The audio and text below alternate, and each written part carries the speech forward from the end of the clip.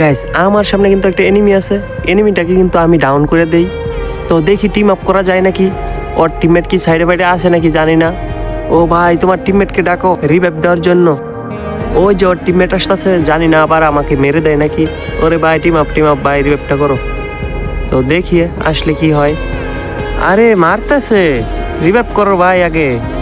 ওই ভাইটার টিমমেট কিন্তু সাইডেই ছিল, এর জন্য কিন্তু রিভাইভটা দিয়ে দিতে পারে। তো এইখানে কিন্তু ওরা দুইজন আসছে। ওরে ভাই রেড ক্রিমিনাল আছে এইখানে, কিন্তু সবগুলো অনেক ভালো প্লেয়ার, মানে দেখেই বোঝা যাইতেছে। ওরা চাইলেই কিন্তু আমাকে মাইরে দিতে পারতো। এইখানে কিন্তু আমি একলা আছি আর ওরা তিনজন। ওদের স্কোয়াড একটা মেয়েও আছে, ওই যে আসতেছে ধরে। মানে তাদের ফুল স্কোয়াড কিন্তু এই ক্লকটারেই ছিল।